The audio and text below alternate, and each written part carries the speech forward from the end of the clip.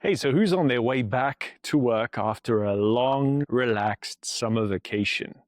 Well, you all know what's coming up as we hit the month of September.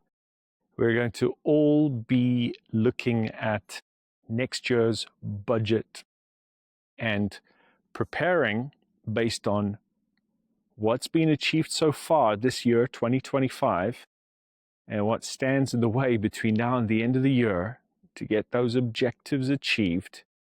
And then what are we going to be doing in 2026? A lot of manufacturers out there are struggling with modernization, with this whole issue of, do we converge our IT and our OT environments? How do we get data flowing between our automation and controls layers and our enterprise applications? How do we keep our system secure?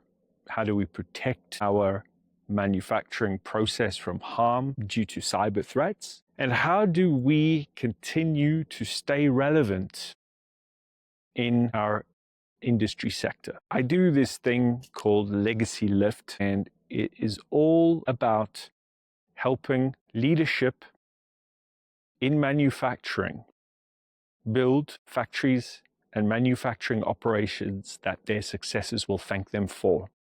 It's about the long-term view.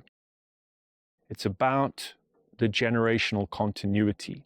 It's about making sure that obsolescence doesn't get in the way of continued relevance over decades, over multiple lifetimes.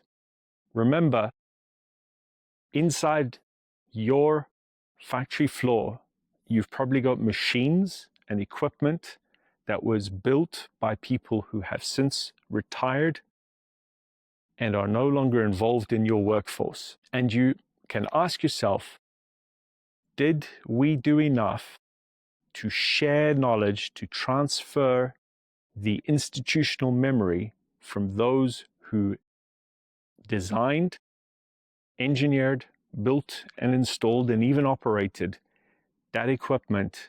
Did we do enough to transfer that institutional memory across to the people that are responsible for operating it today? More importantly, it's what you're doing for tomorrow, for 10 years from now, for 25 years from now. What does your factory 25 years from now look like? Is it the same kind of pain and suffering that you're experiencing today because 20 years ago, or even more recently, 5, 10 years ago, there was a change of ownership, mergers, acquisitions, divestitures. There was a change in market conditions. There was a change in the way budgets were allocated for CapEx and OpEx. All of those things had a role to play in where you are today. Think about it. If it is difficult now to modernize, to deal with issues of, do we converge? Do we keep separate our IT and our OT domains? How do we get data flowing between the different parts of our business? How do we ensure that we are delighting our customers and that our customers love our products, what we make, and how what we make is enjoyed by the people that buy what we do? If all of that is top of mind for you as you're going into your 2026 budget cycle, take a look at the site link below. Watch a few more videos about Legacy Lift, about the program that we are launching, which gives you the right advice, the right feedback, and also puts you in the driving seat for not just what you need to be doing today, but what your successors will be thanking you for as they take over responsibility years from now.